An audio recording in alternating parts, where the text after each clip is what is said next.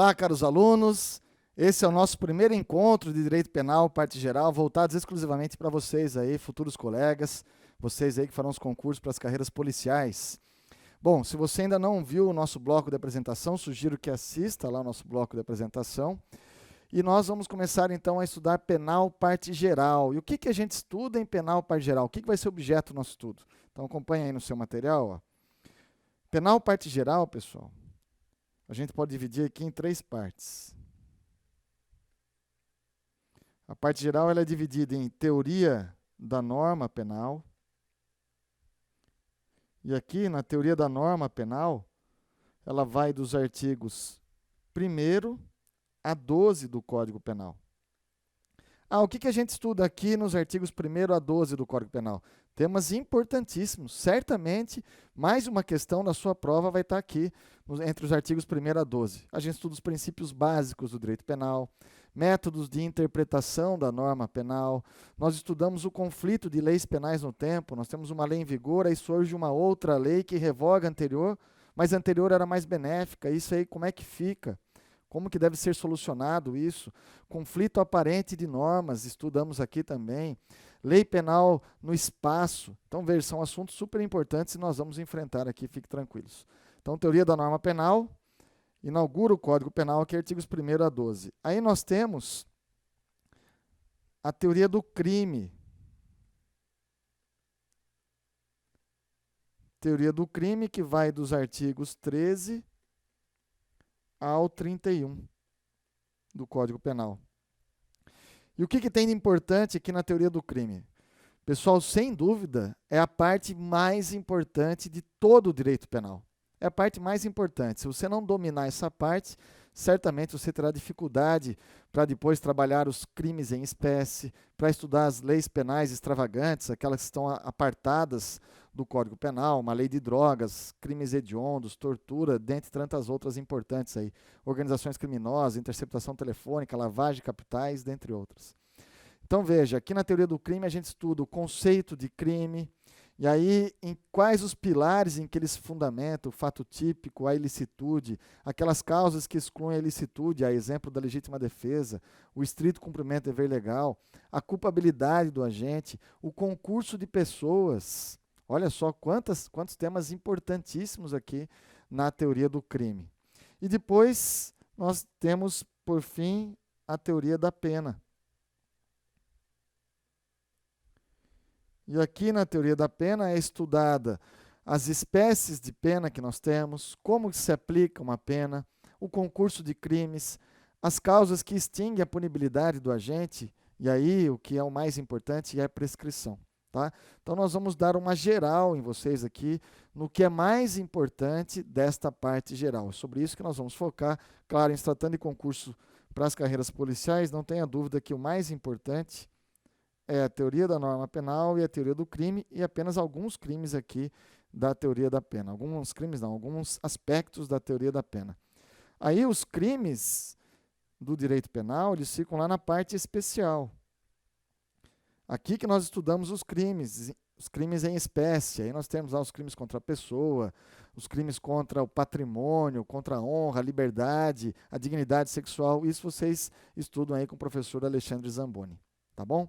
Então vamos começar o estudo do direito penal, parte geral. Se nós vamos começar o estudo, temos que dar início ao conceito. Qual o conceito que nós temos aqui? Legal de crime. Conceito legal de crime. Bom, se nós estamos falando de conceito legal, é porque esse conceito está na lei. Mas, pessoal, não está no Código Penal, mas sim na lei de introdução ao Código Penal. No artigo 1º, que diz que considera-se crime a infração penal que a lei comina a pena de reclusão ou de detenção, quer isoladamente, quer alternativa ou cumulativamente com a pena de multa, e contravenção, a infração penal a que a lei comina isoladamente, pena de prisão simples ou de multa, ou ambas alternativa ou cumulativamente. Então, esse é o conceito legal de crime, porque vem previsto na lei. Lei de introdução ao Código Penal. E desse conceito, pessoal, a gente extrai algumas observações importantes, como vocês vão ver. Então, qual é o conceito legal de crime? A gente olhando o artigo 1º, você percebe que o crime, na verdade, é uma espécie de infração penal. Infração penal é o gênero que tem duas espécies, crime e contravenção penal. Então acompanha aqui comigo, ó. Infração penal é o gênero. E aí nós vamos ter as espécies, crime ou contravenção penal.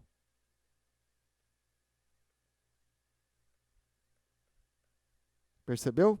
Então, ó, infração penal, crime e contravenção. Crime, aquelas infrações penais mais graves, contravenção penal, aquelas menos graves. Por isso que se diz que nosso sistema é um sistema dualista ou dicotômico, porque a infração penal ela tem apenas duas espécies, crime ou contravenção penal.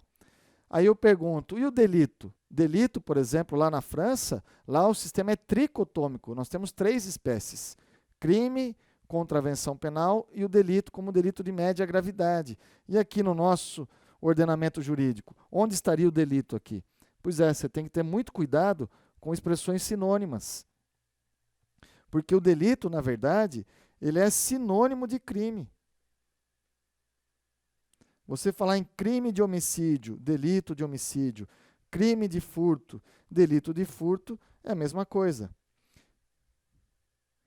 E contravenção penal também temos expressões sinônimas.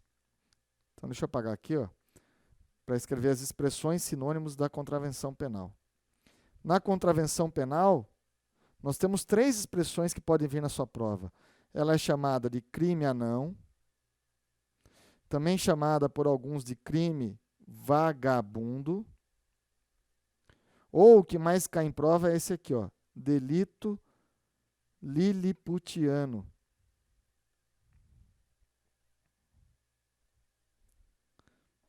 Tem origem essa expressão naquele filme lá do Gulliver, né? Então, ó, delito liliputiano, essa é que mais cai, cuidado. Então, no Brasil, o nosso sistema é dualista, infração penal é o gênero. Você fala, o sujeito praticou uma infração penal, pode ser um crime, pode ser uma contravenção penal. Se a gente falar em delito, é a mesma coisa, é a expressão sinônima de crime. Já a infração penal, contravenção penal, três expressões sinônimas, crime anão, crime vagabundo ou um delito liliputiano. Então, na questão da gravidade, claro que contravenção é menos grave do que um crime. Mas tem mais diferenças. Então, quais são as principais diferenças entre um crime e uma contravenção penal? É isso que a gente vai ver agora. Crime e contravenção penal. Primeira diferença, o aspecto quanto à pena. Porque no crime, você viu que a pena pode ser de reclusão ou detenção. Já na contravenção penal, a pena vai ser prisão simples ou multa. Então a diferença é bastante clara, a gente tem que analisar a pena, o preceito secundário da norma para a gente descobrir se estamos diante de um crime ou diante de uma contravenção penal. Se estiver escrito lá no preceito secundário, pena de detenção, pena de reclusão, então estamos diante de um crime. Por outro lado, se estiver escrito prisão simples ou multa, apenas aí contravenção penal. Detalhe aqui, pessoal, o crime, pena de reclusão ou detenção, máximo que o sujeito vai cumprir, 30 anos. Isso já está lá no artigo 75 do Código Penal, lá na teoria da pena. Vai dizer que o máximo de cumprimento da pena é de 30 anos. E a contravenção penal? Aí o máximo de 5 anos. Artigo 10, Lei de Contravenções Penais. Então, pessoal, olha só, um detalhe importante. Qual é o critério que o legislador utiliza para escolher, quando ele vai criar uma infração penal, se vai ser crime ou se vai ser contravenção penal? Tem algum critério jurídico nisso? Não. O critério é político, fica ali no âmbito da discricionariedade do legislador. Quando ele vai criar uma infração penal, ele pode escolher, aqui eu vou colocar crime, agora vai ser uma contravenção penal. Um critério totalmente aí, discricionário, um critério político. Quer ver um exemplo? Até 1997, portar arma de fogo de forma ilegal. O sujeito sai para a rua com uma arma de fogo na cintura, sem autorização para isso. Isso aí, até 97, era contravenção penal. depois tornou-se crime. Veja, era uma contravenção, o legislador falou, não, melhor considerar mais grave, né? Melhor considerar crime agora para dar uma proteção mais eficiente para a sociedade. Mas repare que, ontologicamente, na essência, o crime é o mesmo, a situação é a mesma, a infração penal é a mesma, só que era contravenção penal e agora passa a ser um crime. Outro exemplo, a venda de bebida alcoólica a menor de idade era contravenção penal. Agora, de 2015 em diante, passou a tornar-se crime previsto lá no ECA. Compreendeu? Fica então ao talante do legislador, está no âmbito da discricionariedade dele. Não existe nenhum critério jurídico para isso. Joia? Então, primeira diferença, crime e contravenção quanto à pena. Nós também temos que citar aqui a diferença quanto à tentativa, porque no crime admite-se a tentativa. Admite-se a tentativa, artigo 14 do Código Penal. Vai dizer isso. E a contravenção penal? Na contravenção penal, a lei diz que a tentativa não é punível. Artigo 4º da Lei de Contravenções Penais. Então, cuidado com pegadinha de prova. É possível acontecer tentativa de contravenção penal? É possível. Só que o legislador optou por não punir. Outra situação que está ali no âmbito da discricionariedade do legislador. Questões de política criminal. Você sabe que a contravenção penal já é uma infração muito menos grave, não tem pena grave como tem pena de reclusão, de detenção lá no crime, é muito menos grave, então a tentativa de contravenção, ele falou, nem vou punir. Pode acontecer no caso concreto? Até pode, mas não é punível para o nosso direito penal, tá? Então, tentativa, crime, pode acontecer e lá ele vai ser punido, já na contravenção penal pode acontecer, mas ela não é punida. Próxima distinção. Quanto à extraterritorialidade da lei penal, o que seria isso? Isso aqui está lá no campo da lei penal no espaço, que a gente vai estudar juntos. Extraterritorialidade significa que a lei brasileira ela sai do nosso território para alcançar um fato que ocorreu lá no exterior. No crime, admite-se a extraterritorialidade. Artigo 7º do Código Penal. E a contravenção penal, aí não. A lei brasileira jamais será aplicada a contravenções penais praticadas no exterior. Onde está isso? O artigo 2º da Lei de Contravenções Penais e também no próprio artigo 7º do Código Penal. Olha só que interessante. Extraterritorialidade. Um crime ocorreu lá no exterior. É possível, em situações excepcionais, que a lei brasileira alcance aquele fato. Vale dizer, aquele criminoso vai ser processado, julgado e eventualmente condenado aqui no nosso país. Mas o crime ocorreu lá fora, não tem problema. É a hipótese de extraterritorialidade da lei penal brasileira. Aí, se uma contravenção penal ocorreu lá fora, nós vamos poder aplicar a lei penal brasileira? Aí não, jamais. Contravenção penal no exterior jamais vai sofrer a incidência da nossa lei, nos termos aí da Lei de Contravenções Penais e também do próprio Código Penal. Tudo bem? Mais uma distinção, a última que eu quero trabalhar com vocês, diz respeito à ação penal. A ação penal, por que isso? No crime, a ação penal pode ser pública, mas também pode ser privada. Artigo 100 do Código Penal diz isso. Pública, promovida pelo Ministério Público, privada pelo ofendido.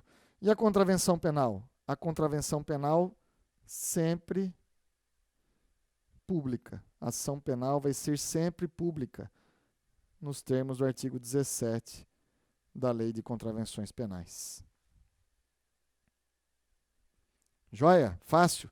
Então tá aí, pessoal. O Brasil adota um sistema dualista ou dicotômico de infração penal. Infração penal é o gênero, tem duas espécies, crime e contravenções penais. E aqui estão as principais distinções de um crime e de uma contravenção penal que você tem que levar para a sua prova. Próximo tema agora, nós vamos trabalhar com vocês interpretação da lei penal. O que significa isso? Interpretação da lei penal. Está aqui o conceito. Ó. Interpretar significa buscar o alcance, o significado, o alcance e o sentido das normas jurídicas. O que cai em prova não é o conceito, mas as espécies de interpretação da lei penal que nós vamos começar a estudar. Então, veja, nós vamos ver aqui as espécies de se interpretar uma norma penal. Isso aí cai em prova. Quanto ao sujeito, ou seja, quanto à pessoa que realiza a interpretação. Dá uma olhada aqui. Quanto àquele que realiza a interpretação, nós temos a autêntica ou legislativa. O que significa isso? Interpretação autêntica, legislativa, o próprio nome diz, né? É aquela realizada pela própria lei. Ou seja, realizada pelo legislador. Um grande exemplo aqui é o artigo 327 do Código Penal, que traz o conceito de funcionário público para fins penais.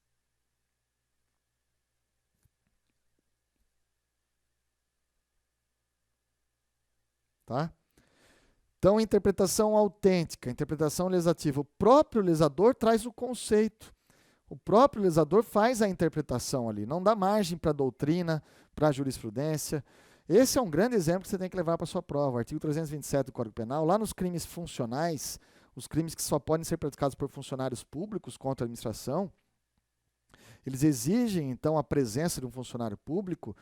Mas o que vem a ser funcionário público? O próprio legislador diz, olha, funcionário público está aqui o conceito, no artigo 327 do Código Penal. Isso é uma interpretação autêntica ou legislativa. Repare, se é a própria lei que está trazendo essa interpretação, é porque ela foi votada, foi aprovada no Congresso Nacional.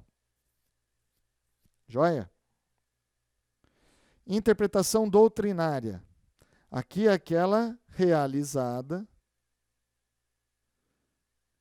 pelos estudiosos, no nosso caso aqui, do direito penal. Então, por exemplo, os livros do direito penal que a gente tem aí, um código penal comentado, por exemplo. Então, isso é uma interpretação doutrinária. A doutrina trazendo o que ela entende a respeito daquele assunto. Uma interpretação dada pelos estudiosos do direito. Além da interpretação autêntica ou legislativa, nós temos a interpretação dada pela jurisprudência. Interpretação jurisprudencial ou judicial. Então, aqui, realizada por quem? Realizada pelos juízes, pelos tribunais, quando eles julgam um processo, né? No caso concreto, portanto. Por exemplo, súmulas. A súmula dos tribunais. Então, a interpretação jurisprudencial, judicial é essa. O juiz, no caso concreto, está analisando um processo, e aí ele vai lá proferir uma sentença, ele dá a sua interpretação em relação a determinada norma jurídica, por exemplo. São as jurisprudências que são formadas. Os ministros dos tribunais, quando estão debatendo um processo e dando a interpretação das normas, isso é uma interpretação, então, jurisprudencial ou judicial.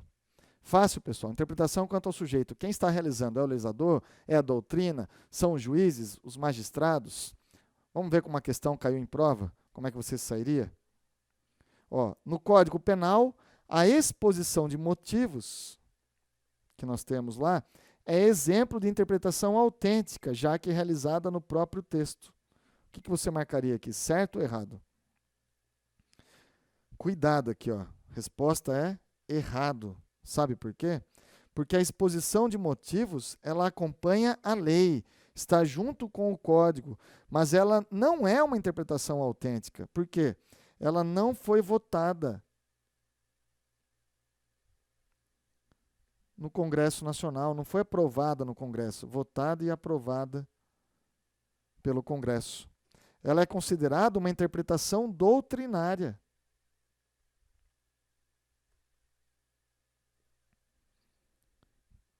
Então, não é porque a exposição de motivos do código ela vem junto ali com a lei, antecede ali a lei, que ela é uma interpretação autêntica. Ela não foi aprovada lá no Congresso Nacional. Então, não é a lei, é uma interpretação doutrinária. Outra pegadinha de prova, ó. Se o presidente do Supremo Tribunal Federal, em uma palestra proferida num seminário para magistrados de todo o Brasil, interpreta uma lei penal recém-publicada, essa interpretação é considerada uma interpretação judicial. E aí? O que você diria? Ó, Supremo Tribunal Federal, pensa num ministro do Supremo aí. Então, pensou nele? Esse ministro que você pensou, ele foi dar uma palestra para diversos magistrados e ele começa a dar a opinião pessoal dele a respeito daquela nova lei que foi publicada. Isso não é uma interpretação judicial, porque ele não está analisando um caso concreto. Ele não está com um processo ali, dando a sua opinião naqueles autos do processo, não está num julgamento. Então, isso não é uma interpretação judicial também. A interpretação judicial, ela reclama a existência de um caso concreto que está sendo discutido. Aqui não, isso aí seria então uma interpretação também considerada doutrinária. Tá? Então vimos aí uma espécie de interpretação quanto ao sujeito, quem realiza a interpretação, a doutrina, o próprio legislador, ou no caso os juízes julgando um caso concreto. Agora nós vamos ver quanto ao modo, como que essas pessoas, de que maneira elas podem realizar essa interpretação. Modo de interpretação, portanto. Quanto ao modo, então, a maneira pela qual o sujeito interpreta a norma. Essa interpretação pode ser literal ou uma interpretação gramatical. Então, aqui ele interpreta literalmente as palavras.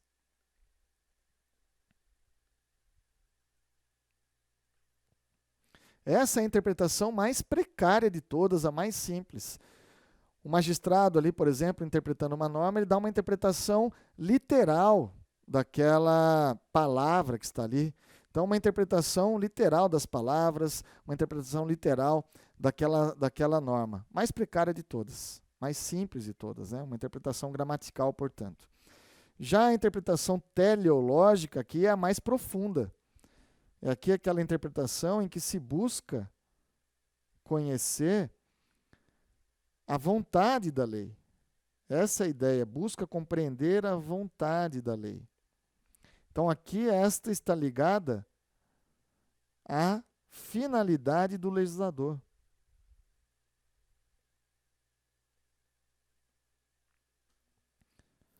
Quando o operador do direito faz uma interpretação teleológica, ele vai buscar qual foi a vontade do legislador quando ele criou essa lei.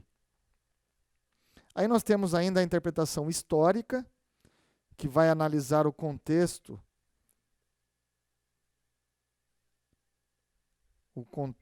social em que foi criada a lei. Interpretação histórica. E nós temos ainda a interpretação sistemática. O que seria essa interpretação sistemática? Nós vamos analisar a lei, a norma, em conjunto com as demais normas. Que demais normas? As demais normas do sistema. Então, na interpretação literal, por exemplo, a gente faz uma interpretação gramatical daquela norma, analisando aquela norma sozinha. Na interpretação sistemática, a gente analisa aquela norma dentro de todo o sistema. A gente analisa ela comparando com outras normas. Quer ver um exemplo para ficar mais fácil? Acompanha aí. Interpretação sistemática. Vamos ver o artigo 59 aqui da Lei de Contravenções Penais. O artigo 59 diz que é uma contravenção penal entregar-se habitualmente à ociosidade, entregar-se a alguém habitualmente à ociosidade, sendo válido para o trabalho, sem ter renda que lhe assegure meios bastantes de subsistência, ou prover a própria subsistência mediante ocupação ilícita. Veja, prisão simples, o que demonstra que é uma contravenção, de 15 dias a 3 meses. É a contravenção penal da vadiagem. Aí eu pergunto, pessoal, a gente analisando esse artigo 59, que fala, olha, você aí que é ocioso de forma habitual, sem ter renda para tanto, você que não está trabalhando e não tem renda, você vai responder então pela contravenção penal de vadiagem. Analisando essa norma com o nosso sistema constitucional, Será que isso não viola, por exemplo, o princípio da isonomia? Por que isso? Porque essa contravenção penal só alcança os pobres. A lei diz aqui, olha, entregar-se alguém habitualmente à ociosidade, sendo válido para o trabalho, sem ter renda que lhe assegure meios bastantes. Ou seja, se ele tem renda, se ele é um filhinho de papai lá, um bom vivan, que quer ficar na ociosidade, é o vagabundo, lembram disso? O camarada quer ficar na ociosidade sozinho, mas ele tem grana, não responde por nada. Agora, se é um pobre, aí responde pela contravenção penal da vadiagem. Então, há uma crítica ferrenha aqui de parcela da doutrina, dizendo que isso aqui seria inconstitucional, porque violaria o princípio da isonomia, da igualdade. Então, perceba, nós estamos fazendo uma análise de uma norma com todo o sistema, com o sistema constitucional. Essa é uma interpretação sistemática. Tudo bem? Outro método ainda que a gente precisa trabalhar com vocês de interpretação, quanto ao modo aqui, é a interpretação progressiva, evolutiva. Como seria uma interpretação evolutiva, uma interpretação progressiva? Nós temos que adaptar a lei ao avanço da sociedade. Quer ver um exemplo? Crime de ato obsceno. Esse crime é previsto lá no artigo 233 do Código Penal.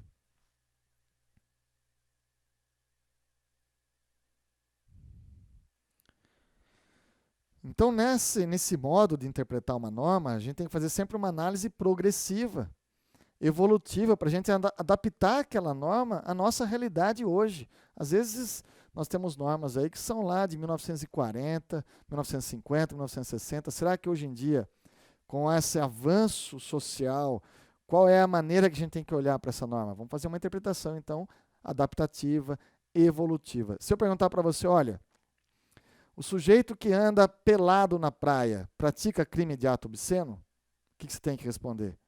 Depende.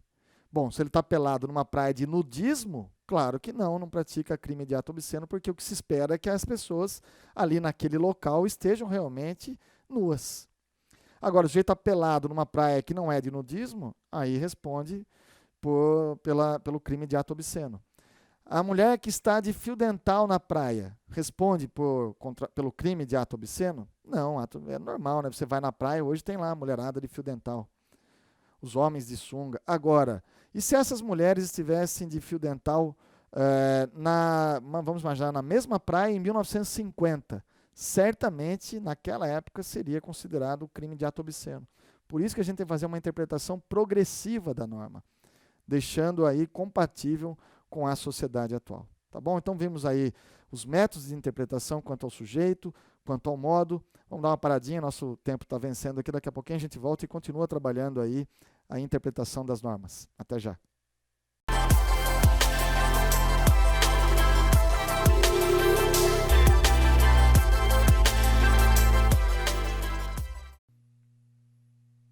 Pessoal, nosso segundo bloco, então, estamos vendo com vocês aqui a interpretação da norma penal. Já vimos quanto ao sujeito, aquele que realiza a interpretação.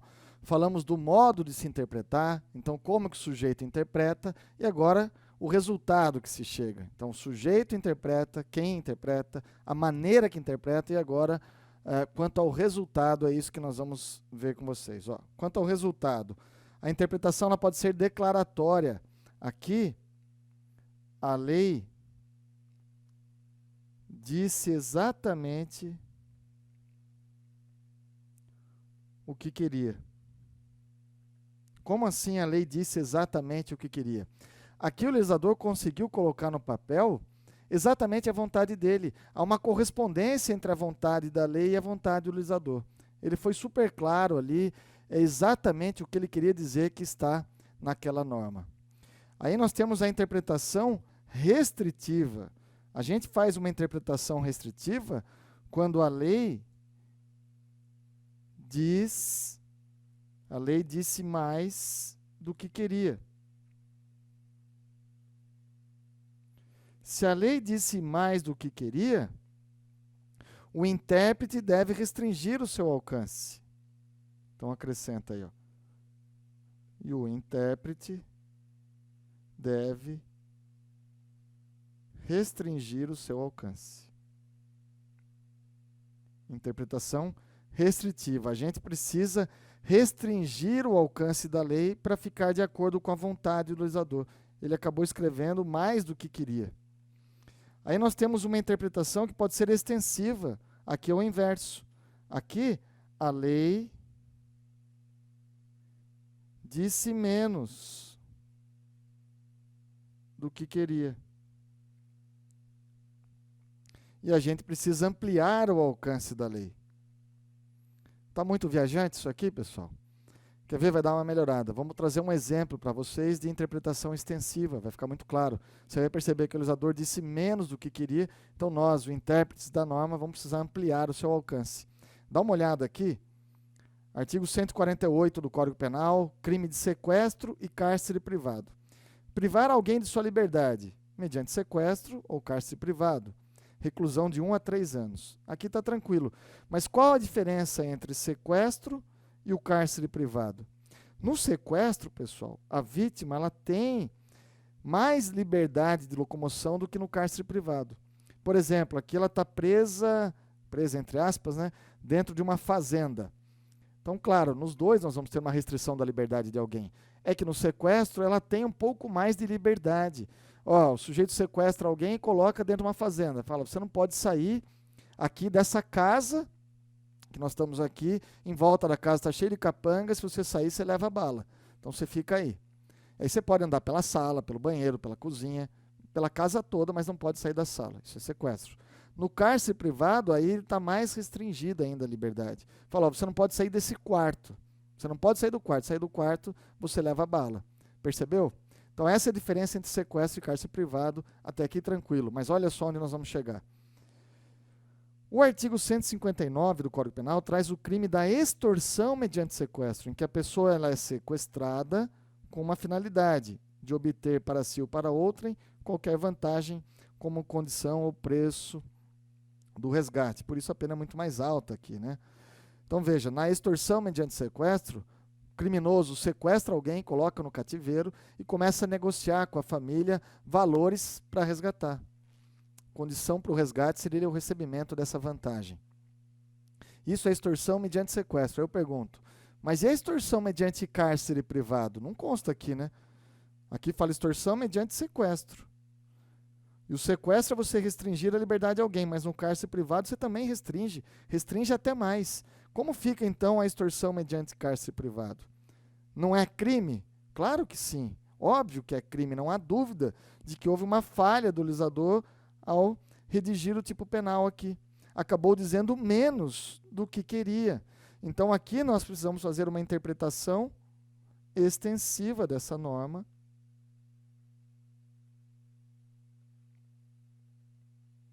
Para abranger também a extorsão mediante cárcere privado. Joia? Fácil. E ainda nós temos a interpretação analógica, que é uma das mais questionadas em prova. Ó. Interpretação analógica. Aqui, a própria lei permite ampliar o seu alcance, o seu conteúdo, vamos por assim. Ó. Permite ampliar o seu conteúdo. Então, olha só que interessante. Na interpretação analógica, que é essa que nós estamos falando, o legislador ele vai fazer o seguinte, ó, ele vai trazer uma fórmula casuística, ou seja, um exemplo. E como ele não consegue prever todas as hipóteses que podem acontecer no nosso mundo, ele acrescenta uma fórmula genérica. Mais genérica, mais ampla. Vou trazer um exemplo aqui, vai ficar mais claro. Vamos falar do homicídio qualificado. Ó, homicídio qualificado.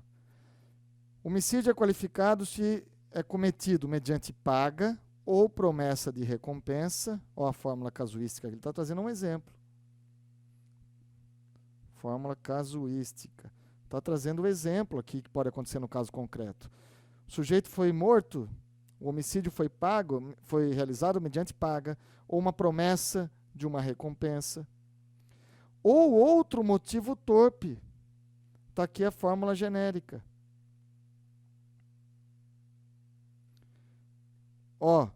Está dizendo o seguinte, o legislador, que paga, que promessa de recompensa no homicídio, isso é motivo torpe. Só que como ele não consegue escrever aqui e imaginar todas as hipóteses de motivos torpes que possam acontecer no nosso mundo, ele termina com uma fórmula genérica. Fala, qualquer outro motivo torpe que vá acontecer, ele vai responder com homicídio qualificado. Percebeu? Então, isso é uma interpretação analógica. O legislador traz um exemplo, como ele não consegue imaginar e colocar ali todas as hipóteses que possam acontecer no mundo real, ele finaliza com uma fórmula genérica. Então, ele fala, olha, se acontecer algo semelhante a isso daqui, também nós vamos dar o mesmo tratamento. É o caso do homicídio qualificado, mediante paga, promessa de recompensa ou outro motivo torpe. De modo que, qual a interpretação que a gente faz? Mediante paga ou promessa de recompensa são exemplos de motivo torpe. Mas nós podemos ter outros motivos torpes e também vão qualificar o homicídio. Esse outro motivo torpe é uma interpretação analógica. Joia, pessoal? Encerramos aí a interpretação das normas. Outro tema super importante para o seu concurso aí é o conflito aparente de normas. E aí? O que seria esse conflito aparente de normas? Está previsto em lei isso? Não, não está previsto em lei. Pessoal, o conflito aparente de normas é uma criação da doutrina e acolhida pela jurisprudência. Não está previsto em lei. O próprio nome está dizendo, né? Conflito aparente de normas. Então, nós vamos ter um fato que aconteceu no nosso mundo fenomênico aqui, o mundo dos fatos, mundo concreto. Tem um fato. Aparentemente, nós vamos ter mais de uma norma querendo regular aquele fato. Mais de uma norma querendo. Só que, quando nós formos aplicar os princípios que solucionam o conflito de normas, nós vamos ver que somente uma norma vai ser aplicada, porque o conflito ele é, na realidade, aparente, não é um conflito real. Um exemplo para a gente perceber aqui. Imagina que um sujeito vai até o Paraguai, e aí ele compra maconha porque ele quer vender aqui no Brasil.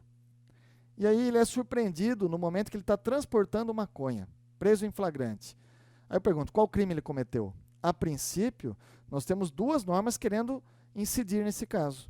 Pode ser o contrabando, que é você importar mercadoria proibida. Pode ser tráfico de drogas, você transportar drogas para fins de venda, aí caracteriza o tráfico. Então, nós vamos aplicar um princípio, nesse caso aqui, o princípio da especialidade, e a gente vai ver que, na realidade, ele responde apenas pelo tráfico e não pelo contrabando. Percebeu? Duas normas querendo incidir, naquele caso, um conflito de normas que é, na realidade, aparente, já que, ao final, somente uma norma vai ser aplicada. Então, esse é o conflito aparente de normas. O que cai na sua prova? O que pode cair? Quais são os princípios que solucionam esse conflito? E aí são quatro princípios que nós vamos trabalhar com vocês aqui. Os princípios que solucionam o conflito aparente de normas.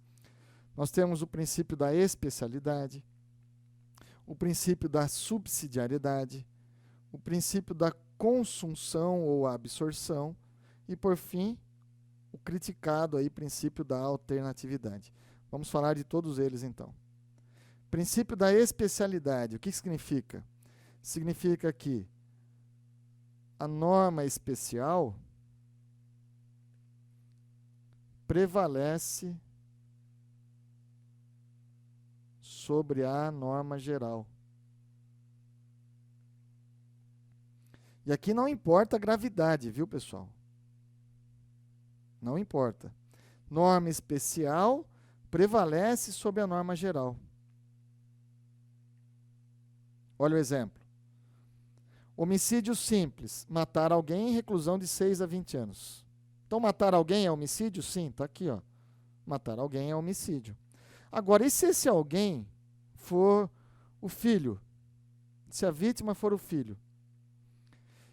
E esse filho, vamos imaginar que ele foi morto após o parto.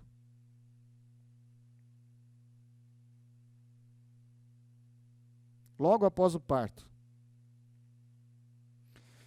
e foi morto pela mãe durante o estado puerperal.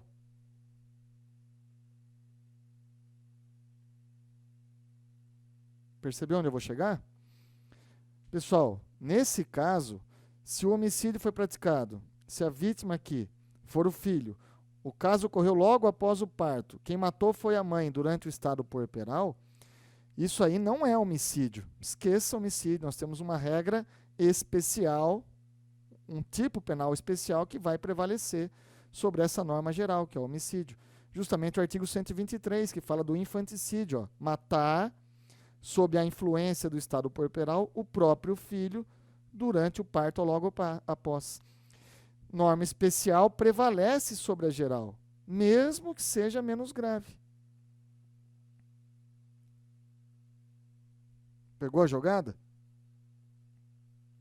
Princípio da especialidade. Esse caso que nós falamos do contrabando e do tráfico de drogas. O tráfico de drogas é uma norma especial em relação ao contrabando. Então repare o seguinte, ó. Deixa eu voltar aqui no slide para nós. Ó, o Código Penal, ele trabalha com normas gerais. O artigo 12 do Código Penal, ele diz que as normas gerais se aplicam à legislação especial. Então, as normas gerais do Código Penal se aplicam à legislação especial.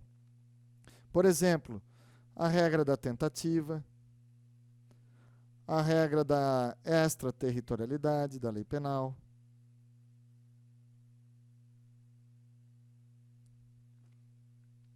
a regra do concurso de pessoas.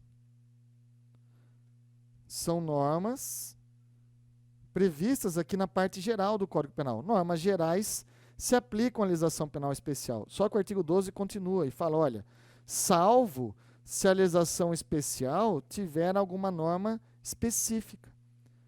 Ou seja, se nós tivermos uma norma especial aqui, ela prevalece. Lembra que nós vimos na lei de contravenções penais, por exemplo, que a tentativa não é punível, que não se aplica a extraterritorialidade? Pois é um exemplo aqui, ó. Nós podemos ter regras próprias lá na lei do terrorismo, e nós temos, que é a lei 13.260 de 2016, traz regras próprias que acabam, então, prevalecendo sobre a norma geral. Isso é o princípio da especialidade. Uma norma especial vai prevalecer sobre a norma geral. Cuidado que não tem nada a ver com gravidade do crime, como a gente acabou de mostrar. Tá? Primeiro princípio solucionador aqui, então, princípio da especialidade. Princípio da subsidiariedade. E agora?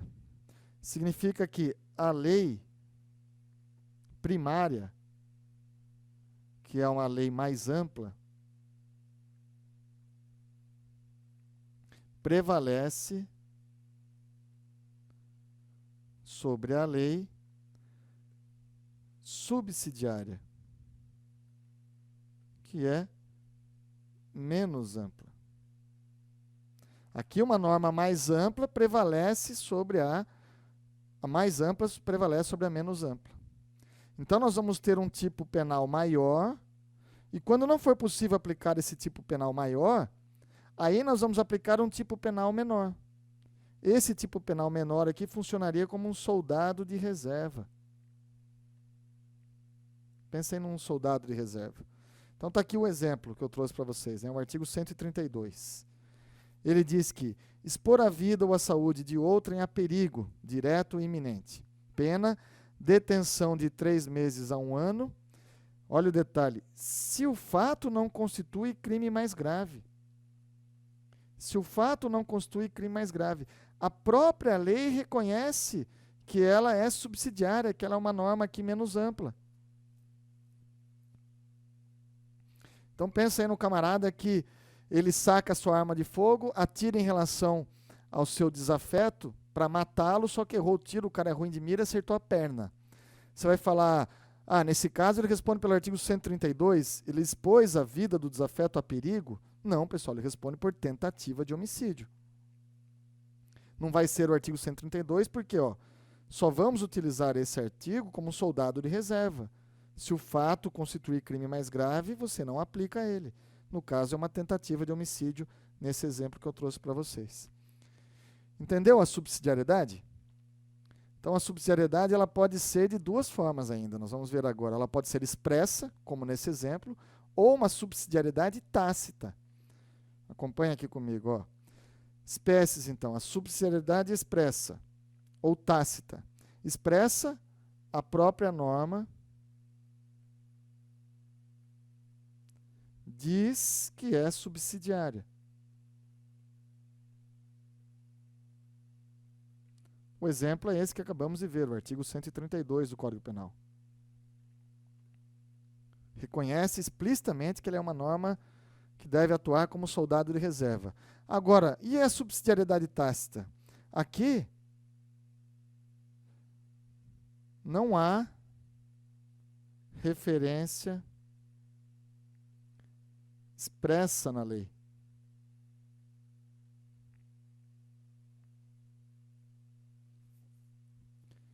Não há uma referência expressa na lei. Vamos trazer o seguinte exemplo. Ó. Pensa no tráfico de drogas.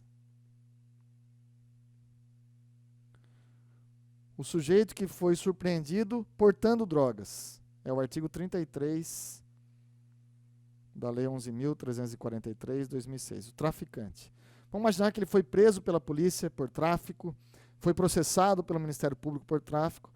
Chegou na hora da condenação, o juiz falou, peraí, para mim ele não é traficante. Tudo indica que aquela droga que estava com ele era para ele usar, ele não ia vender. Era para consumo próprio. O juiz desclassifica para o crime do artigo 28. Porte de droga para consumo pessoal.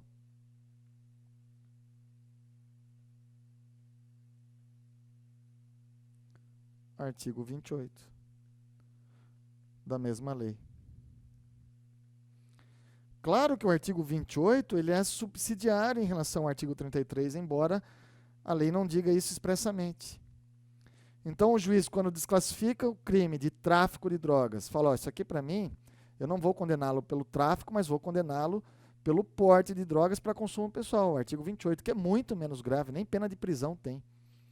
Muito menos grave. Então é uma subsidiariedade tácita. Você analisando o dispositivo, você percebe que ele deve funcionar como um soldado de reserva.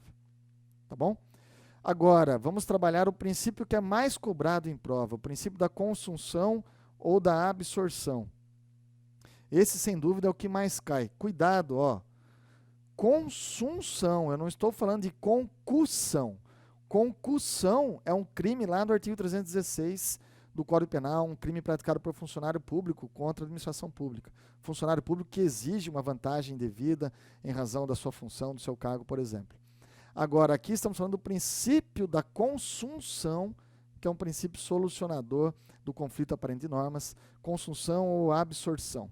Qual é a regra, então, aqui? Aqui sim, ó, o crime mais grave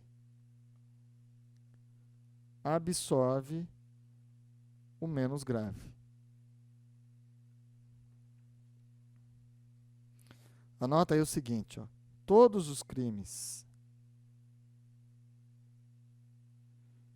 que funcionam como etapa normal da preparação ou uma etapa normal da execução de outro, ficam absorvidos.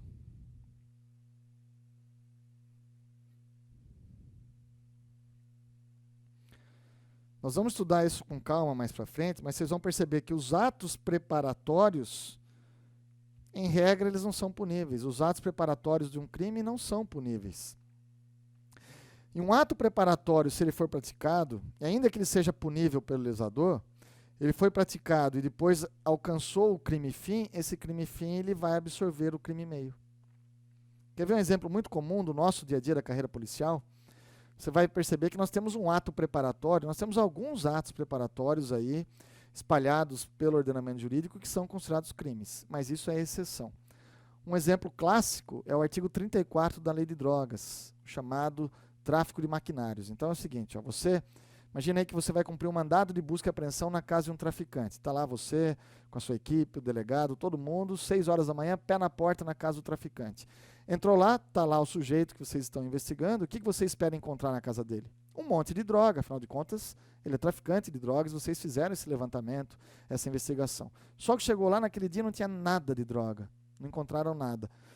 Mas não obstante isso, vocês encontraram lá balança de precisão, que você consegue comprovar que ele utilizava para pesar a droga.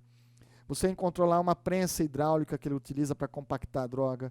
Você encontrou o liquidificador dele, que tem pozinho branco lá, que ele utiliza para batizar a droga, misturar e conseguir mais lucro.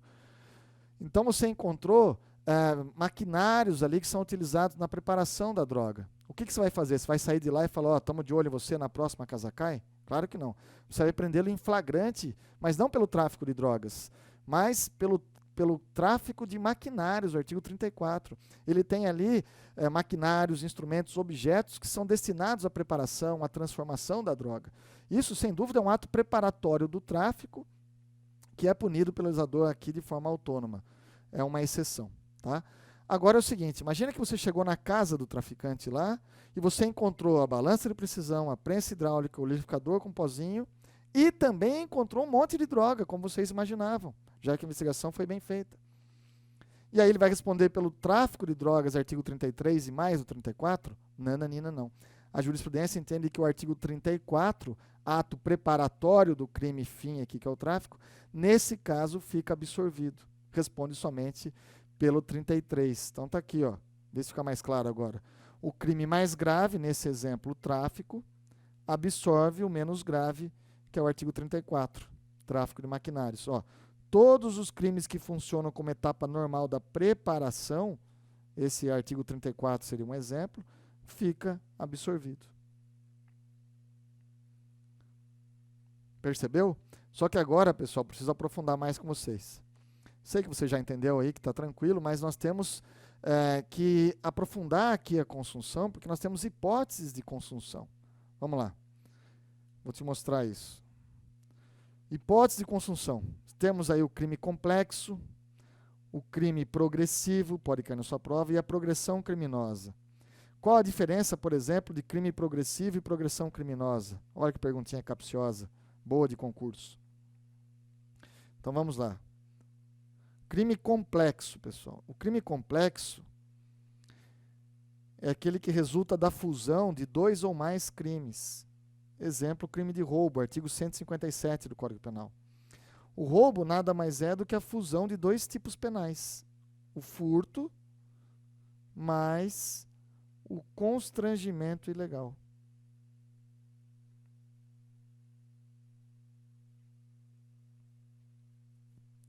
Então, o sujeito que pratica roubo, 157, responde também pelo furto, responde também pelo constrangimento ilegal, 155, e o constrangimento ilegal, você vai falar, não, é 146. Não, ele responde apenas pelo roubo. Esses demais aqui estão absorvidos. O crime é complexo. Outro exemplo, o crime progressivo. Deixa eu apagar aqui. Crime progressivo. O que seria isso? O crime progressivo é aquele que o agente, desde o início, ele quer praticar um crime mais grave. Então, desde o início, o agente quer praticar um homicídio. Artigo 121 do Código Penal. Ele quer praticar um homicídio contra o seu desafeto. Só que para matar o seu desafeto, antes, o que ele precisa fazer? Causar uma lesão. Lesão corporal. Ele tem que ferir antes. Pessoal, esse é o crime, então, que vai ficar absorvido. Esse é um crime progressivo. Ó. Desde o começo ele quer praticar um homicídio e, para tanto, ele precisa ferir a pessoa. Então, pessoal, olha só.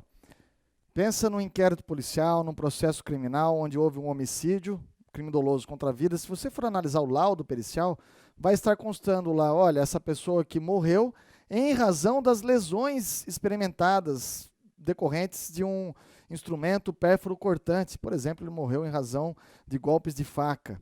Então, vai constar a lesão, efetivamente, tem que acontecer a lesão para ocorrer um homicídio. Por isso que se diz que aqui, esse é um crime de passagem.